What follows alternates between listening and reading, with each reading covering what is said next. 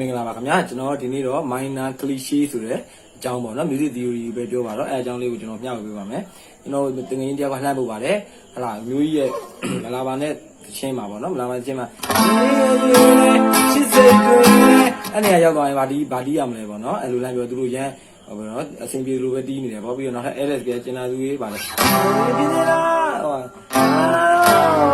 အမလေးအ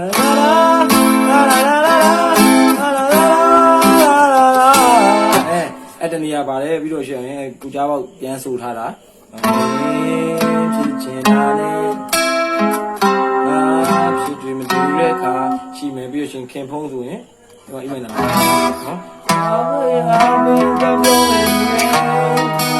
ဒီမှာနာနာရောပါအဲ့လိုပြီးတော့နော်ပြီးတော့ဟိုကနေညညာလေးမီးအောင်သုံးတယ်အဲ့ဒါလည်းအဲ့လိုသဘောပဲနော်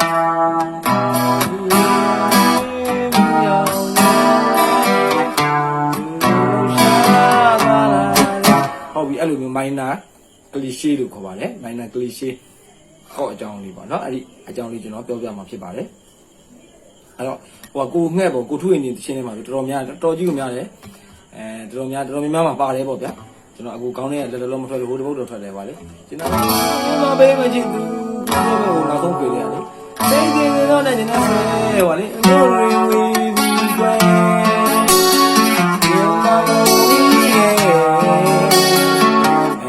တော်မရှိပါလေဗျာနာမည်ကြီးတချင်းတွေမှာပါပါတယ်ကျွန်တော်စဉ်းစားလို့မရဘူးနော်ဟုတ်ကဲ့ပါတော့ထားလိုက်ပါတော့အဲ့ဒါကဟုတ်တယ်ကျွန်တော်တယောက်ကလှမ်းမိတယ်ဘေးသမားကတော့တဲ့ရှေ့ကူတူတူသွားတယ်တဲ့ဟုတ်ပါတယ်ရှေ့ကူတူတူသွားတာပါနော်အဲ့ကြတော့ဒါကကျွန်တော်ညှဝေတာပါမသိရင်ဗာဒီရမှန်အဲ့နဲ့မလဲထွက်သွားမယ်လဲသွားမယ်ဆိုတော့နော်ဒီဝိုင်းနဲ့ဆိုလေဟာလာအကုန်တော့ကွာပတ်သွားမယ်ပေါ့မသိလို့ရှိရင်သိတော့လေလွယ်သွားတာပေါ့နော်ဘာမှမဟုတ်ဘူးအဲ့ကြခေါ်မယ်ဆိုရင်တော့ကျွန်တော်ဟိုပါပေါ့နော်ဟိုတကယ် theory သမားတွေပြောမယ်ဆိုရင်တော့ကော်ရီတက်လို့ရမှာပေါ့နော်ဒါလည်းကျွန်တော်ရှင်းမယ်လွယ်ကူမယ်နှစ်နည်းပဲပြောမယ်ဒါ A minor ပေါ့နော်သူက root က A minor root ကတည်းကဒါဒီလိုပုံစံလိုက်ရှာပြီးတော့ကျန်တဲ့ဟာကိုကိုယ့်ဘက်ကို like apply လိုက်လို့ပေါ့နော်ဒါ A minor root E minor root ဆိုတဲ့မှာအဲ့ root ကို A ကိုတော့လူကိုလို့တော့ဟုတ်ပြီနော်အောက်ကဟာသုံးခုကမပြောင်းဘူးနဲ့အဲ့ဒါ A minor ပေါ့ဒီမှာလို့စိတ်တွေနဲ့ဟုတ်ပြီအလွယ်ကော့ဆိုရင်ဒါ A minor ကော့ကိုဒါ A flat ကို slash ကော့တီးနေပုံစံမျိုးပြောမယ်ဆိုရင် A minor မြင်းဆောင် A flat ပေါ့ဒါတနည်းနော်ဟုတ်ပြီနော်ရေးလို့ရတယ်မှန်တယ်ဗာမျိုးရှင်းစေဟုတ်ပြီအဲ့တော့ A minor မြင်းတော့ A flat အဲ့လိုရေးလို့ရတယ်ပြီးတော့ A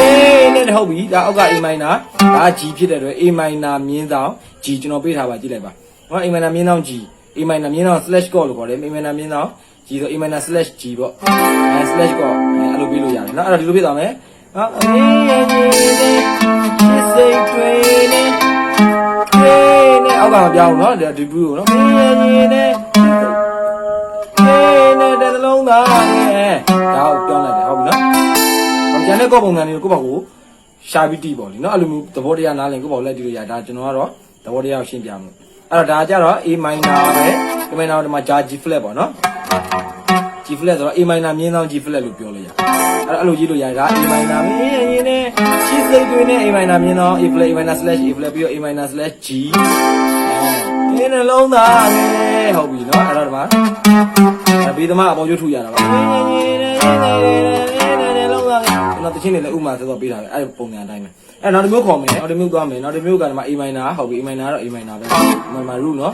နောက် root နောက်ဒီမှာ root နော်A minor နဲ့ရှင်းပြတာနော်ကျန်တဲ့ minor တွေကိုယ့်ဘာကိုလိုက်ပြီးတော့နော် B minor ဆိုလည်းဒီဘက်မှာပေါ့နော် G minor ဒီဘက်မှာတခြားပုံစံကိုင်းနဲ့တခြားပုံစံ root ကိုထောက်ပြီးတော့ကိုယ့်ဘာကိုအသုံးချပါနော်အဲ့ A minor ပေးကြပြောမယ်ဟုတ်ပြီခေါ်တီးရတော့ဒါပဲအဲ့ဒါ A minor major 7ပါအဲ့ဒါ A minor major 7ကောပါအဲ့လိုကြီးလို့နော် A minor major 7အောက်ဆက်တော့ပုံစံမယ်ဒါ A minor 7ပါဟုတ်ပြီဒါ A minor 7လို့နော် A minor 7ပါဟုတ်ပြီဒါ A minor 6ဆက်တော့ကောပဲနော်ကောကတူပဲ A minor နေရင်နေစိတ်တွေနဲ့ဒါက A minor major 7 E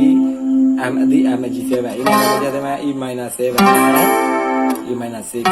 အဲ့လိုခေါ်ပါတယ်ဟုတ်ပြီနော်ဒီလိုတိုးတူသွားတယ်အဲ့ဒါကို minor cliche ပေါ့နော် cliche လို့ခေါ်ပါတယ် minor cliche လို့မှတ်ထားပါ